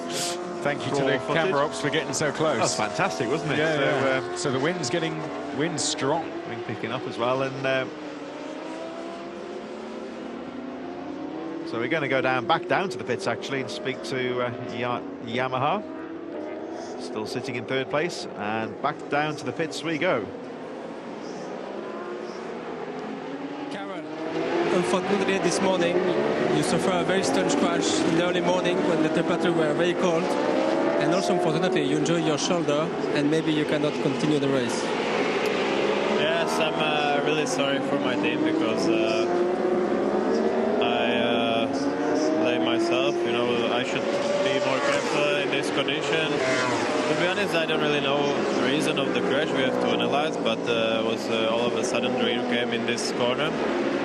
But yeah, I take the blame on myself. Of course, my teammates are doing an amazing job to take us back to the podium position, which is very important for the team. But yeah, it's a big shame that we cannot fight anymore for the win. Yeah, I cannot. I probably can compete, but it would be a bit risky with my shoulder because the condition is not the best. But yeah, my teammates are doing a great job. If it would be emergency, I would probably jump back, but they are very fit and very fast. So at the moment we decided to continue this way, and yeah, sorry to all my team, and yeah, big support for my teammates. Well, Carol, head up and good luck for the rest of the race. So that's a rather disappointed Karel Hanneke. who doesn't look too pleased with himself, as you can imagine, because he was riding so well. He was really carrying that team through the night, putting some good solid laps. Just a small mistake, down he went. And as you may have heard there, of course, Karel Hanneke, the rider at least, is out of the race. So they are, of course, down to 3 riders. There's a real shame, Hanneke. The issues there for the Matisse, the number 45, the Metis. Here we go. Here we go. Oh, no, that's a nasty tumble. That's the only experimental bike left in the race. Oh, no. That didn't look too good at all, did it? So hopefully he's all right. That's quite a strange... It was quite late into the braking zone that happened, wasn't it? It's usually when they drop down... Well, rider okay, that's good. That's the main thing in those instances, but usually you see the front wheel go down in those, but it seemed quite an odd... Very strange looking crash. It seemed an odd way to come off the bike there, didn't it? Didn't like the way the rider got collected with the bike there, so very good to see that he was pushing the bike back. And the only experimental bike left in the race, the Metis, of course, so let's hope he gets back today. There is the unfortunate Karel Hanneke. I should say lots of fans for the Metis around, and I think you can hear that from the grandstands as well. They're very happy to see that Metis being pushed back in one piece and the rider okay. But thanks to Karel Hanneke for speaking to us. Not going to be easy to face the cameras after that. I think no matter how you describe, no matter how you disguise it, from a rider's point of view, you're going to feel like you've let the team down. No. I mean, he hasn't, of course. We can't say that, of course. It was just a racing mistake, but for the rider, we've just heard it there with Dan Linfoot, wasn't it? I think the wind's very strong, and Simon Patterson, of course. Oh, that was a moment there for the Yamaha squeezing down the back marker. We heard it. Riders saying it's some of the toughest conditions they've ever competed in because of the wind, the track conditions as well.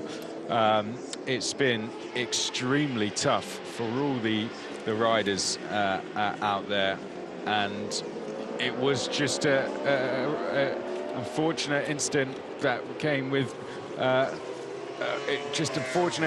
which came with pretty big consequences, but they're still in the race. He may not be in the race anymore. He's okay, but unfortunately he can't continue. His team will, and they're in the podium places. I had dislocated shoulder a little bit more than 1 month ago, and a fracture, so it's a bit complicated to do a 24 hours. If I had to do a sprint race, would have been no problem, even if I feel a bit weak on changing direction and braking, but it's 24 hours, you never know how it's going to be, but I can count on 2 very fast and young teammates, so I hope I can do every stint, but we will see stint by stint how it's going to be. So Nicolas Canepa on the machine and looking strong at the front of the field. 3rd position. Greg Black leading the way, of course, on the Suzuki.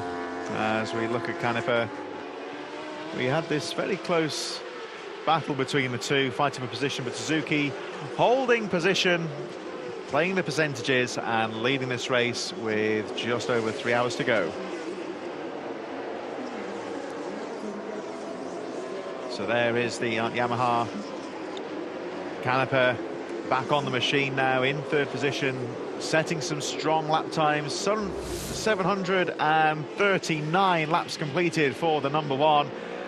And they are 6 laps down on Greg Black and the Yoshimura Certain Motor machine that leads the way. The BMW still hanging in there in 2nd place. We heard Dan Linford a few moments ago when he came into the pits, opting just to stay away from that BMW. Didn't want to risk tangling with the machine, or worst case, little things like a stone in the bike, for example, being thrown up. So Linford really closed up and just seemed to play the percentages, ease off the pace, and just under a lap. I think they've lost a lap in the pits, actually. So Michalczyk on the bike now for BMW. And as it goes, the Suzuki going a lap ahead in the pits by the looks of things, as we see Canepa over the line in 3rd place. 6 laps adrift, and the leader making his way through.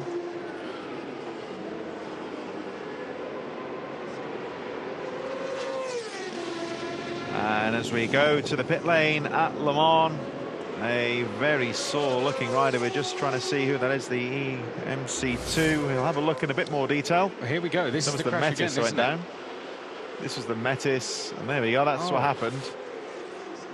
There he is, so that was... yeah, that's going to hurt. Very nasty tumble there for the... Look at the discomfort straight away.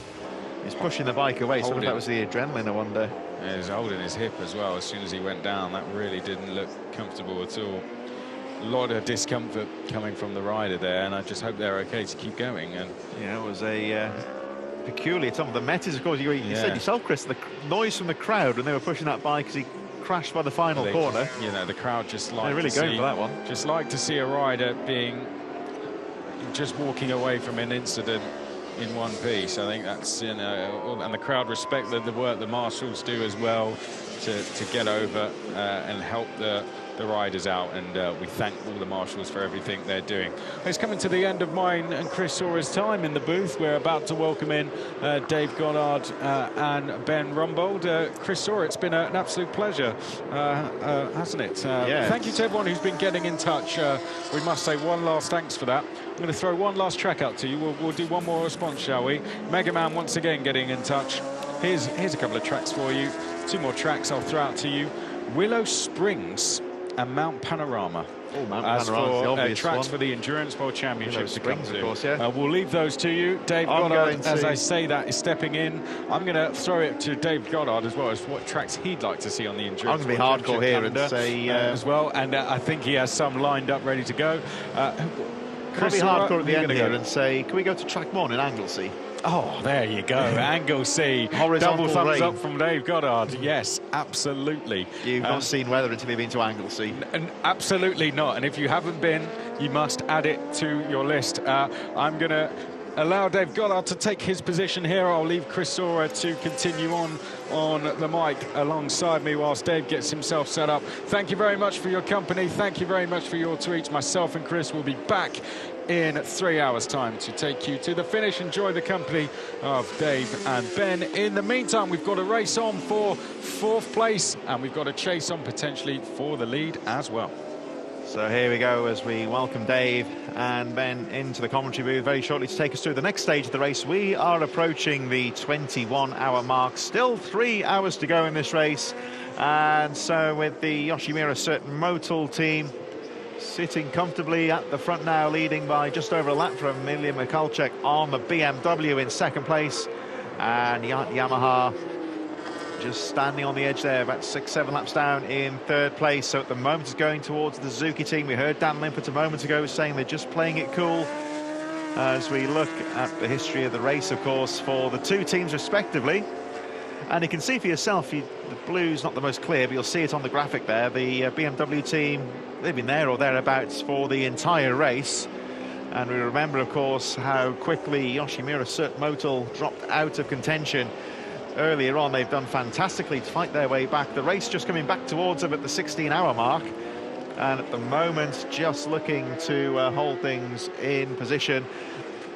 So this is approaching the 21-hour mark here at the On Quatre Motos here at Le Mans at the Bugatti circuit, just over 4.1 kilometers long here. Very demanding circuit. It's a little bit like Donington Park sort of style track, but there's not really that many straights out there. There's no real respite for the riders.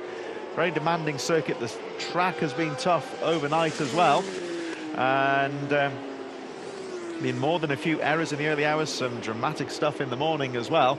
And we are approaching the 21-hour mark here. So 3 hours to go, I should say, not 3 laps, 3 hours to go here at Le Mans as we draw towards the closing stages of this race. But keep the champagne on ice for now, because I think it's still impossible to predict who exactly is going to win this race. Suzuki are looking good out there. And here we go, we're back with the 2nd place, so it's still very tight amongst the tyre runners as well.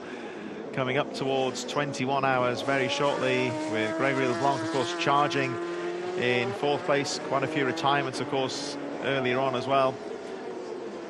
Tecmas MRP, of course, crashing out earlier on, and Wojciech Racing, the treble 7, still classed as being in the pits, but I think realistically going to be out of contention very soon, parking that bike because of the electrical issues, cutting out earlier on. So Gino Ria the comeback not quite going the way he would have wanted, but it's great to see him on the track nonetheless. So I'm Chris Saurer.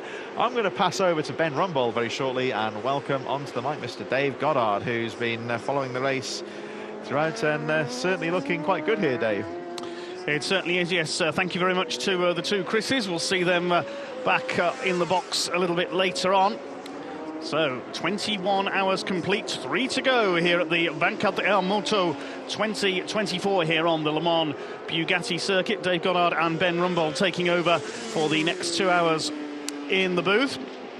Now, mentioning there our debate on which tracks would you like to see in the FIM Endurance World Championship. I certainly agree with Jane Robertson, who tweeted in earlier on. I would love to see the Autodromo Algarve in Portimao stage around of the Endurance World Championship. I've been there a couple of times for World Superbikes. It is a beautiful circuit at Portimao, a stunning part of the world as well down in the Algarve. You can combine going racing with a holiday in the south of Portugal. Thanks to Jane for that suggestion earlier. I certainly agree with Chris Saurer's suggestion of Thrackmon, Anglesey in North Wales as well. It's nice enough when it isn't raining. I've been to Anglesey quite a few times for various events over the years. It's a superb circuit, especially when viewed from the passenger seat of a Ferrari California, as I did a couple of years ago as well at a Ferrari Owners Club day I was commentating on. And being a proud West Midlander, I have to say as well, I would love to see the Birmingham Street Circuit from the late 80s make a comeback as well. I don't think motorcycles ever raced there. It was Formula 3000 in those days. Looks like we've got some problems here for the TCP racing machine. Now, who was on that bike as it came in there? One of our Superstock class entries, the number 83. Just looking down the timing screen to find where he is as I get myself settled into the booth. Not sure who was on that bike, unfortunately, but there's nobody on it now because it's being pushed back into the pit box as racing continues on with Greg Black ahead of Ilya Michalczyk by a lap as the Suzuki leads the BMW. Ben Rumbold alongside me. What a comeback it's been by Suzuki, and well, it all kicked off really just after we went on air after the night shift as the Yacht Yamaha with Karel Hanneke on board came to grief at the final couple of corners, and that changed the complexion of this race. Yeah, massively. Good morning, everybody. Hope all is well with yourselves, wherever you are in the world, or good afternoon in some parts, of course, as it is here at Le Mans, just past midday. And the midday sun shines at the moment on the Yoshimura squad. Absolutely crazy to think they were about 5 laps, 6 laps down on the leading yacht team in the middle of the night, and now they have that advantage over them the other way round. So pretty crazy setup through the night, but yeah, it has now emerged, as you can see there. The CERT team out in front, BMW second, and the yacht team having to recover from the crashes there with just the 2 riders left, of course, there. Karel Hanneke having hurt his shoulder, leaving Nicola Canepa and Marvin Fritz to do the last few hours of donkey work. But yeah, while we're in the realms of circuits you'd like to see, I would put in my hat, I'd say Mugello. Absolutely love Mugello. Went there in 2014 and had one of the most incredible Grand Prix weekends I can ever remember, and certainly if I can get close enough to Mugello, I would go every year, and if you can get a 24-hour race there, that would be quite incredible. And as you're talking about Anglesey and Knock Hill, let's add to further realms of fantasy. I would add Laguna Seca to the mix.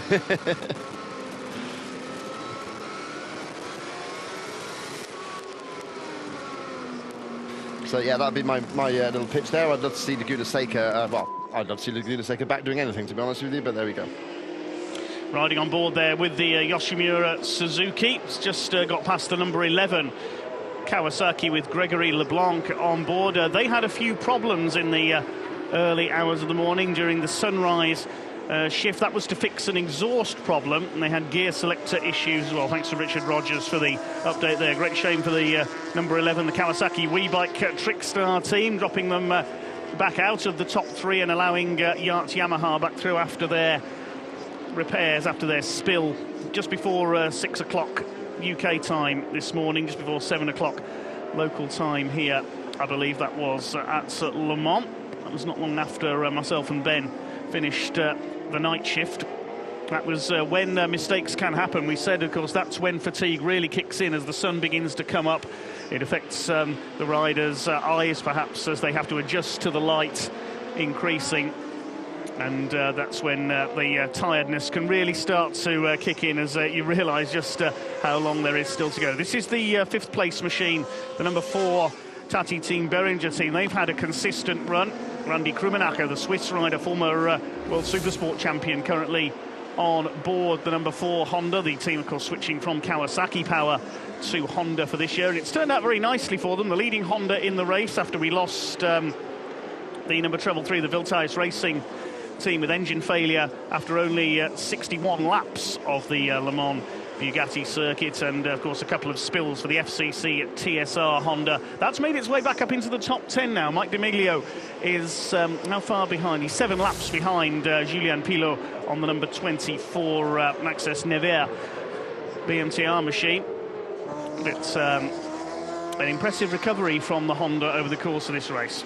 Yeah, absolutely. That was actually a change of position we were just seeing in the replay there, with the WeBike Kawasaki now moving up into 4th spot, just ahead of the number 4 Tati Team Beringer, which is to be expected. As we know, Beringer is very much a supported outfit with the Honda CBR 1000RR there. And then, yeah, of course, the WeBike Kawasaki squad on screen now.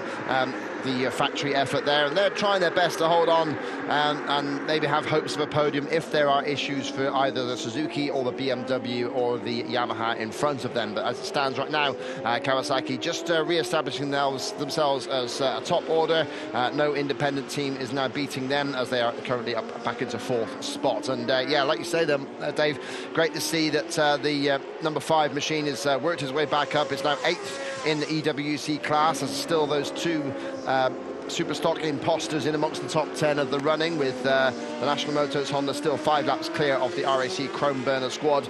And yeah, I don't want to put any sort of curse on them at all, but National Motos seem to have had the most breeziest of events of anybody. Certainly no major problems that we can see so far, but of course now that I've said that, they're probably going to be cursing me straight away, as they have to chip away at 3 more hours to try and make sure that perfect record stays intact, and they hold on to the win in the super stock class here at Le Mans.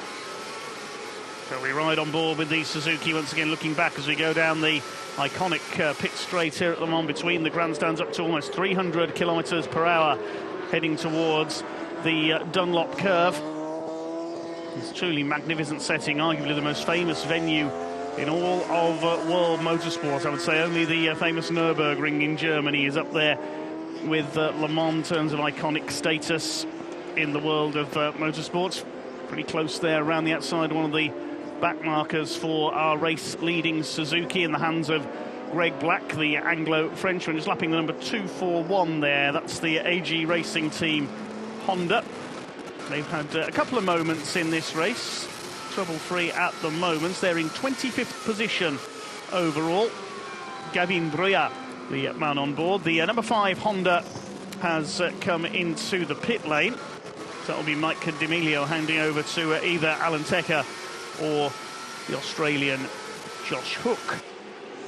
And the FCC TSR Honda team are now in the pits there, so they have got a 3-lap buffer over Motorbox Kramer, who are the next EWC bike on the circuit there in 9th spot. As we see the Kawasaki and the Suzuki share a little bit of track time together there, as the leading team with Greg Black currently on board there. They have got 12 laps ahead of the other Greg. Monsieur Leblanc is there in 4th place, and of course that's a sign of how far the Suzuki has risen since the night. I remember in the middle of the night there we were talking about Greg catching and passing the other Greg to Greg Black passing Gregory Leblanc for 3rd in the middle of the evening, and now although Leblanc and Kawasaki have done a great job to stay there in 4th, the Suzuki really proving its pace, of course, due to issues for the Yacht team, but even so, the CERT squad had their own issues at the start of the race to recover from, and they have done so, and they are now enjoying a single lap lead just about over Ilya Michalczyk on board the number 37 BMW Motorrad factory effort.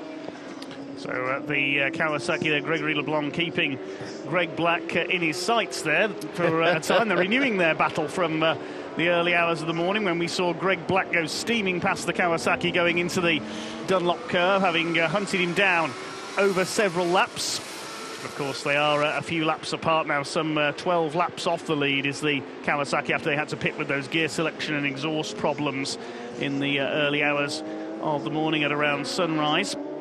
Yeah, just putting a lap there, another further lap over the T2C racing machine, the BMW, currently with green armbanded rider Mathieu Metigue on the controls.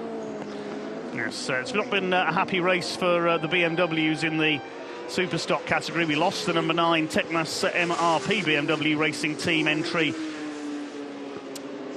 with 589 laps completed. That's dropped out of the race, of course. They had a crash in the night with Hannes Suma suffering, we believe, a collarbone injury, sharing with Loic Arvel, Jan Boon and Kenny Foray, but that machine has now dropped out of the race. There are 31 bikes still running. 30 riders out on track, but Wojciech Racing's bike currently off track in the pits. Let's head down to pit lane.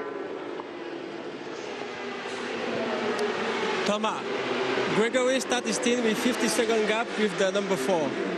Now we overtake him, and he's making a big gap with the number 4. But what is the expectation for next, the next? Yes, just before also Christian Gamarino make a good stint, and because before we have 2 lap gap, we started him, and when Greg start we have only 50 seconds. So Greg also make a very good stint with a better lap time of the team during this stint, and it's very good. So now it's better to have a little bit more gap to be sure, and after stay like this.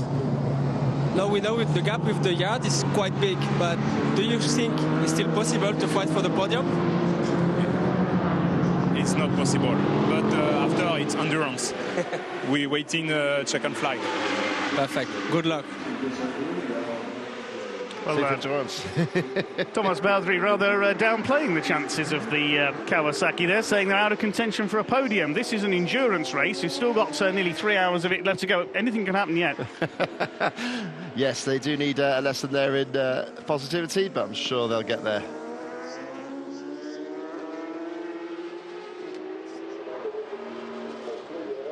So, yeah, and obviously Xavier Simeon just learning how difficult it is to handle a microphone in the pits there, just garbling his words a little bit. But, yeah, Xavier's done a sterling job there in his first job as pit lane reporter for us after retiring last year, as just carving up the inside of fellow Kawasaki runners there, the Lexus Nevers number 24.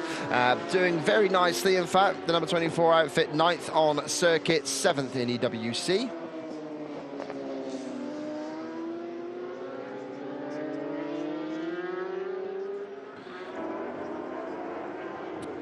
So 2 hours 45 of this race to go, 21 hours 13 completed. So we're coming up to the 2 hours 45 minutes to go mark. The National Motos Honda leaders in the super stock category have just made another pit stop. That's 22 stops that they have made in total. We'll check out as well when some of our front runners are due to come in. The Yamaha, of course, had to make one extra stop after its spill early this morning. The Suzuki made a couple of extra stops yesterday after that fall for Greg Black, and also for a ride through penalty. So we'll have to check on the lap charts when machines have last pitted over the course of this race, see how long their stints are. We're seeing stints on average of about 34 laps on one tank of fuel. That equates to just under an hour in most cases. Yeah, you can see there Christian Gamarino with the hand protection there, obviously just to help prevent blisters and that sort of business. I have worn something very similar to that in the motocross environment, and yeah, for sure. And I can only imagine that a event of this sort of duration is going to take a real toll on the rider's hands. Little blisters and cuts will appear left, right, and centre. And yeah, if you see any active rider's hands, you'll see that yeah, they've got that distinctive sort of knobbling across the bottom of the fingers there and the inside of the palm, just where the flesh has had to toughen up to cope with the push and pull of the motorcycle at racing speeds. So we won't be expecting our race leader anytime soon. We saw Christian Gamarino down in the Kawasaki pits, last year's Superstock World Cup winner with Team 33, Louis April Moto, who were sadly an early retirement from this year's race with the damage, particularly to the bike's radiator, we were told, after a fall. And they sadly had to withdraw from the race, not able to repair that damage. The bike has currently done 26 laps, the number 11, in this stint, so we won't see it in just yet. So a few more laps, I would think, left in the tank, quite literally, for the Kawasaki. Do keep your tweets coming in. We're asking the question, which circuits would you like to see on the Endurance World Championship calendar? My Twitter handle is @midsportsmedia, MID Sports Media. So give us a tweet on Twitter, or X as it's now known, and we will try and read out some of your tweets. Yeah, mine's @Ben_Rumbold. So Ben as in Big Ben, as you might imagine, and Rumbold, RUMBOLD, as Mr. Haneke taps his shoulder to say, sorry guys, there's no chance I'm going to get out and do another stint. And that leaves Nicolo and Marvin to do the rest of the business for the number one machine. And somehow the number one, who seemed to have such a tight grip on this event, mid-half at the half distance point, and certainly has collected the maximum points there, I believe, at the 8 and the 16-hour mark. I was trying to bring up the screen to confirm that, but yes, for sure. The curse of the Yamaha, it seems, just cannot seem to tie down another event win here. Just 4 on their records at Le Mans, and compared to the 14 of all 3 of the other Japanese manufacturers, Kawasaki, Suzuki and Honda, currently all tied on 14. So this would be, if it stays as it is, if it stays as it is, Suzuki would therefore pop their heads above the parapet and take the lead of the all-time record, shall we say. So will it be number 15 for Suzuki, or can that BMW catch them? Looking at the lap times, the Suzuki on the last lap was about 0.4 of a second quicker than Ilya Michalczyk, who had the fastest lap of the race for a long time. It's now the Yacht Yamaha that has got the quickest lap, 1:35.791, the best lap of the race by the number one machine. So dominant until that spill. It's lapping the number 54 machine. That's the ETH by 2V Racing Team 54 bike. Yeah, Marc Bachelier on in the controls of that bike, and I was just looking it up there, Dave, because I just noticed the art team just backing in slightly and getting ever so close to the back wheel of that number 54 bike. So yeah, that sure would have been a slightly heart-in mouth moment for Signor Canepa at the controls there. And yes, Yacht have taken 24 points, so not quite the full maximum of 25. They did just lose the lead there at that 16-hour mark, but at the moment they still lead the championship. 24 points so far, 21 for Yoshimura Surt in second, and BMW on 18, currently standing third. So yeah, as that stands, obviously that's all going to change around. They get 40 points for the race win, which would quite easily catapult the Surt squad up to the top there. 33 for second, which is currently heading the way of BMW, and then yeah, 28 for third place. The hooter going off again at pit entrance to warn that a bike is coming in. We can hear that in the background. The TMC 35 Yamaha makes its way in. The machine of Axel Aini, Maxime Diard, Jean-Ross Bilega and Anthony Despro. Another one of our locally based entries, running in 19th place at the moment. 8th in the Superstock class. It has been a real race of attrition in Superstock. So many of the more fancied runners hitting problems. But I think a special award must go to the number 18 team, the Team 18 Sapphire Pompier machine. I cannot believe how quickly they got their machine back out last night after a spill. That machine was very bent and battered, and they managed to do an excellent repair job.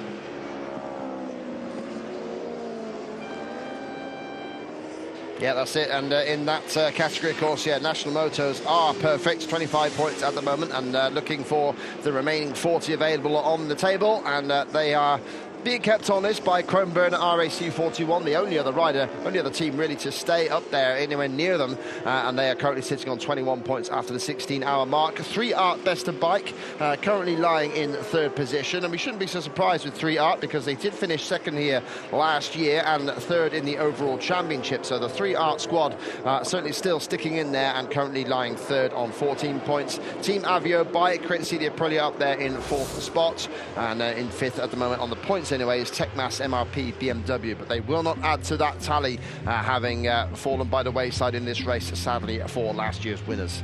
And here we are, some nice slow-mo work. There's Michael Dunlop, the number 27 bike is still running, going well at the moment, still just about within the top 10 in the Superstock class, just clinging on there at the moment. It's Thomas Oliver currently on that 27 bike in P22. Well, big thank you once again to our camera crews bringing us these wonderfully atmospheric shots as the sun rises here in central France in the Sarthe region. See a little bit of wear and tear on the leading Suzuki there. These bikes certainly get worked so incredibly hard. We saw brake discs glowing in the darkness last night, adding to the atmosphere once again.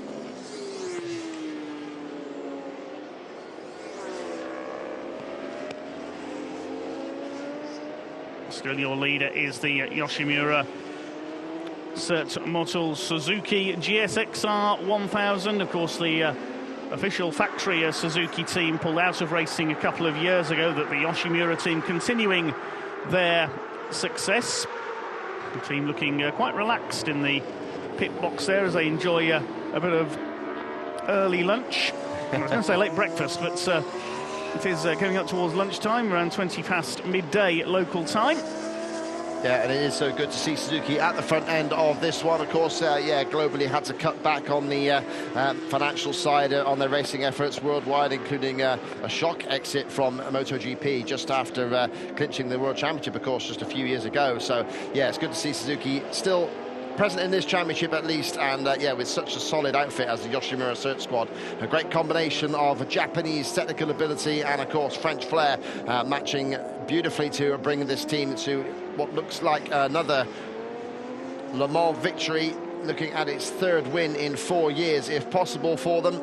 And Greg Black has been at the helm for all of those events, so yeah, it could be very good for him to join the 3 winners club as it stands at the moment. And we've just had pit stops coming in. Tati Team Beringer is who we're looking at right now. That bike is actually in the garage, as you can see there, the number 4, just about to see the bike in the left-hand side of the pit lane. There's a closer view of it.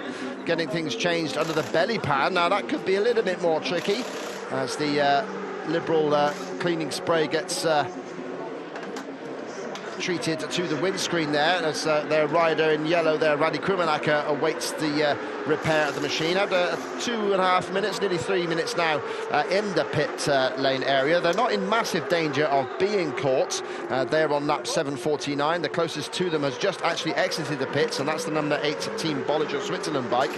They are in 6th spot now. So, yeah, the Beringer squad just been overtaken by the wee bike Trickstar Kawasaki, so you might guess that with 2.5 hours to go, the team are just making sure everything's all tip-top tight and Bristol fashion, and making sure that it's all good to go here. So getting things on the service, last little check here before the final push to make sure that they held on to that 5th place in the race. So just keeping an eye on that number 4. Quick hello to Ballymena Honda on Twitter, who've got in touch and say, do you know how TRT 27 are doing with Michael Dunlop? They're currently in P22, 10th in the Super Stocks class, so still going fairly strong there. Tom Oliver is currently on board the TRT 27 machine. Thank you for getting in touch, Ballymena Honda. Hi to Russ Ryan as well, says BMW Motorrad could be in for a great day. Toprak Razgatlioglu in Assen on World Superbike, and Peter Hickman looking strong in BSB, and now just 1 lap behind at the 24-hour race in that 2nd place. Yes, it's becoming a pretty good weekend for the BMWs. Yeah, that's it. And the local boy to me, Mr. Scott Redding there, getting himself firmly planted in the top 10 of World Superbike on that BMW squad. So, yeah, we wish Scott all the best in the races this afternoon as well. So, we'll see what happens on that side of it. All of it, of course, being shown on Eurosport and all available on the Discovery Plus app. So, yeah, please make sure you subscribe to that and you will not miss a wheel turn as the top 2 in the Superstock class share a bit of track time together. It's the No Limits Honda now looking to put a 5th lap advantage over the RAC Chromeburner number 41, so complete domination from the National Motos squad. Again, I repeat it, they were 35 minutes shy of taking the World Cup Championship last year, but a heartbreaking failure on the Mistral straight down there at Paul Ricard in last year's Bol d'Or, denying them the win at that event, and for certain the championship went awry as well there. They did finish 2nd in the series, ultimately some 27 points back from Team Louis April-Moto, but National Motos are going to start 2024 with a bang, and a fantastic race victory is headed their way if it continues like this, which is always the biggest if in any statement we make with the final 2.5 hours left of Le Mans. Sebastian Suchet coming up on Chris Leish here, the 2 Superstock pace setters together on track. He's about to put another lap on the number 41 machine there the two Hondas. 55 National Motos Honda, the 41 is the chrome burner machine. This work still going on the number 4 machine in the pit box there. Yeah, and of course the challenge here is to make sure everybody stays cool and calm and collected with the obvious fact that they're not going anywhere. They have got an advantage over their chasers, so they're bringing it back out now.